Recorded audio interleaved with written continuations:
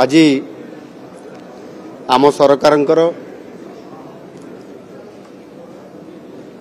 जो प्रतिश्रुति थिला सरकारी खाली थिबा पदवी पूरण करबा पई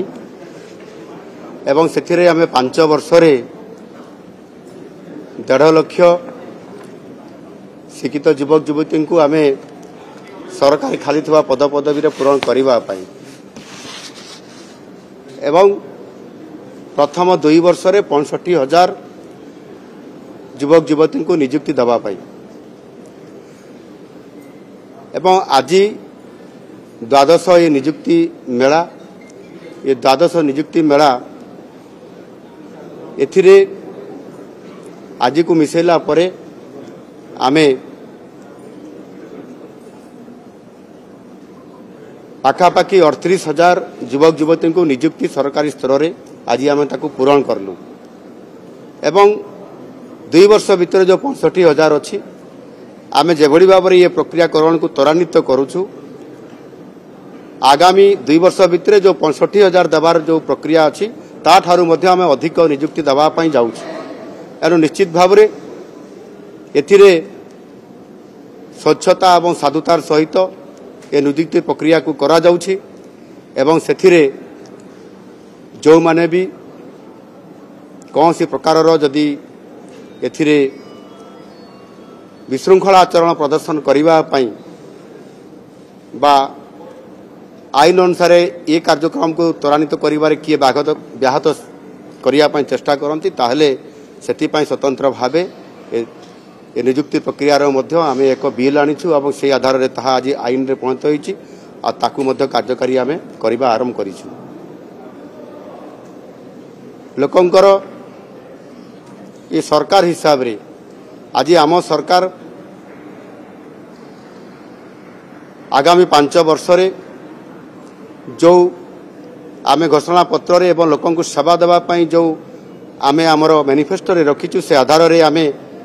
कार्य को त्वरान्वित करिया पई आमे जो संकल्प लेइछु काम करिबा आरंभ करिछु एवं सबुठारु बड़ कथा हला प्रतिटी विभाग रो प्रति वर्ष रो जो बजेट ए बजेट को ठीक भाव रे 100% खर्च करिबा पई हेले उक्त विभाग मानकरे मानव संबल रो जो आवश्यकता अछि ताकू पूरण करिवार बहुत जरूरी माने पड़ुछि आ सेथि पई आमे आज एथिरे 38,000 रु अधिक युवक युवती को नियुक्ति देवा द्वारा आज कामर एवं बजेट खर्चर मध्य त्वरान्वित बढ़ी एबे जते बळे आमे हिसाब करी रिव्यू मु नौतिली मु निजे देखिछि जे गत वर्ष तुलना रे ए वर्षर आमर जो बजेट रो जो खर्चर परिमाण को अधिक खर्च करिबारे आम सरकार सक्षम हेइछंती एवं एथिरे आहुरी 20% रु अधिक मध्य खर्च करि पारिछु आमे एनु मैन पावर बा मानव संबलर जोटी आवश्यकता अछि बिना मानव संबल रे सरकार समस्त कार्य को ठीक भाव रे करा जाई पारिबो नाही आ सेथि पई दुईटी पंथा आमे हाथ को नेइछु ये सरकारी नियुक्ति प्रक्रिया चली द्वितीय रे आमे मध्य जोटा उद्योग क्षेत्र रे एवं बेसरकारी स्तर रे नियुक्ति प्रक्रिया जो Utkarsh Odisha make in Odisha conclave माध्यम रे आमे जो शिल्पायन करिया पई जो निष्पत्ति नेइछु सेथिरे मध्य जेभली भाव रे आज उत्साह बढ़ी एवं निवेशकारी माने ओडिशा रे निवेश करिया पई शिल्प प्रतिष्ठा करिया पई आमे जो बड़ी भाव रे आज याकू आमर उत्कर्ष ओडिशा माध्यम रे आमंत्रण करिछु समाने आज 17 लाख कोटी टंकार प्रस्ताव जो देइछंती एवं 13 लाख कोटी टंकार एमओयू हेबा 13 लाख युवक युवती को नियुक्ति देबा ये गोटे बहुत बड़ आमे याकू एक मिशन मोड रे काम करिबा सहित ओडिशा को समृद्ध ओडिशा 2036 सुधा तथा विकसित ओडिशा देखिया पई जो चाहूछु से आधार रे आज आमे गोटे मिशन मोड रे काम करूछु आमे 2 लाख कोटी टंकार विभिन्न शिल्प को आमे तार भित्ति प्रस्तर स्थापना करिछु सेथिरे लक्षरु अधिक युवक युवती को नियुक्ति देवा सुनिश्चित करिछु आमे एचएलसीए रे 8 लाख रु अधिक प्रोजेक्ट रो अप्रूवल करिछु खूब शीघ्र ताकू मध्य आमे ग्राउंडिंग को जाउछु ये बड़ी क्षेत्र जदि देखा जिवो जो स्पीड रे आज आमे जाउछु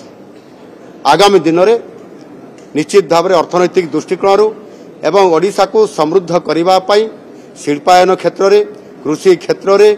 आपंकर निजुक्ति क्षेत्र में एवं सर्वोपरि भित्तिभूमि को प्राधान्य देवा ये क्षेत्र में मध्य आमे बहुत गुरुत्वपूर्ण